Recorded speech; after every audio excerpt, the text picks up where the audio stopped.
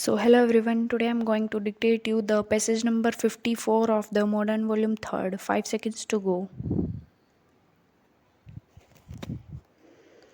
Madam Deputy Chairperson, I rise to support the bill seeking to amend the Indian Divorce Act.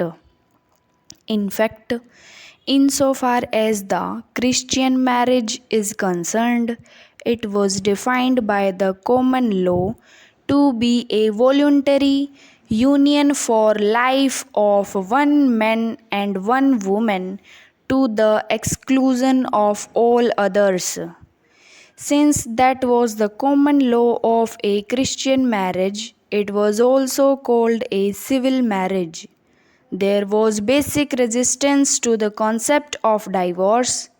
I would say that this is not confined only to the Christian marriage. Amongst Hindus also there was a solemn promise, and hence there was no question of one going away from the other until death did them part.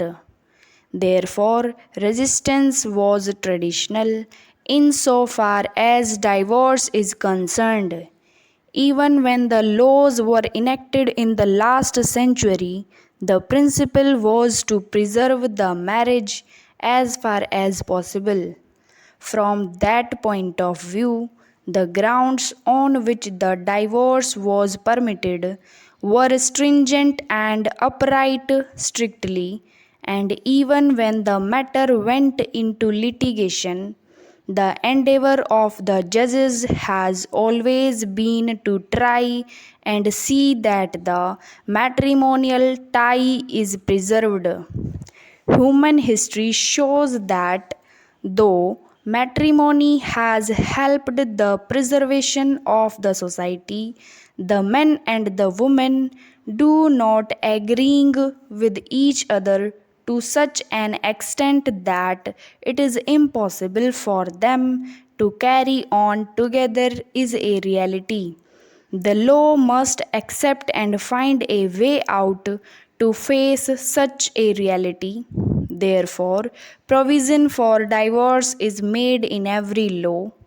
Insofar as the Indian Divorce Act is concerned, which itself is a archaic legislation, and as the government had thought earlier, it ought to go lock, stock, and barrel and give way to a new enactment.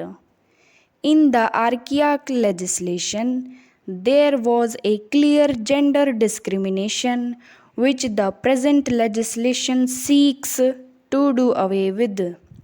As the Christian marriage is governed by this legislation, the Hindu marriage, the Muslim marriage, and the Parsi marriage are governed by different sets of rules which designated to be part of the personal law. The history of personal law tells us that human relationships in the earlier era were not treated to be separable from one aspect or the other. Therefore, it had something to do with the faith of the individual and the community. The relationships were not merely matters of contract or convenience. Relationships were considered to be ordained in a divine way and therefore were governed by divine laws. Naturally, religious persuasions were different, and the communities had different ideas of human relationships, and those ideas were governed by their own rules, which were personal to the citizen who belonged to the community, which was not necessarily coextensive with the state.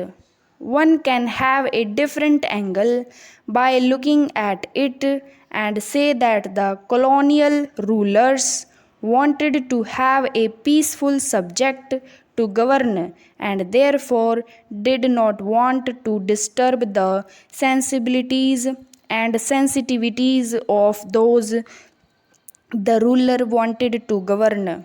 Therefore, the ruler was interested in maintaining a status quo. The norms, which could have been changed through evolution, through social reforms, remained stagnant because stagnancy was the aim of the rulers.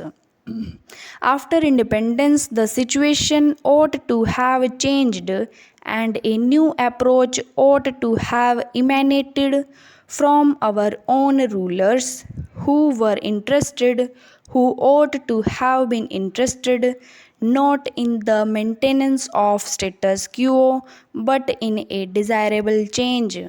Unfortunately, that did not happen with the speed and comprehensiveness which for a national state was possible. There was an attempt at reform insofar as the law governing the Hindus is concerned, but in that also there was resistance. But the resilience of the society, coupled with a desire for a change, persuaded the rulers of the people to bring about the necessary comprehensive changes in the personal law of Hindus were brought about in 1955 and 1956. Otherwise, a status quo was sought to be maintained by the present rulers with the same physi of the earlier colonial rulers, namely, maintain the status quo.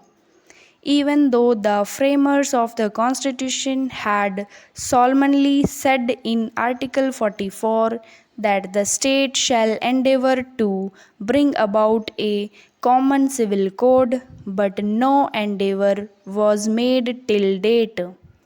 At the intellectual plane, everybody agrees with this. But when it comes to a framing a law and enforcing it, there is reluctance. When it comes to framing a law, there is fierce opposition, and unfortunately, this opposition has taken a new dimension of minoritism as if reform is anti minority. The present is also in the right direction by giving jurisdiction to the court to grant divorce by consent. The present legislation therefore is certainly a welcome step. But if we look at social reforms from a national point of view, it can be termed to be a step in the right direction. Thank you.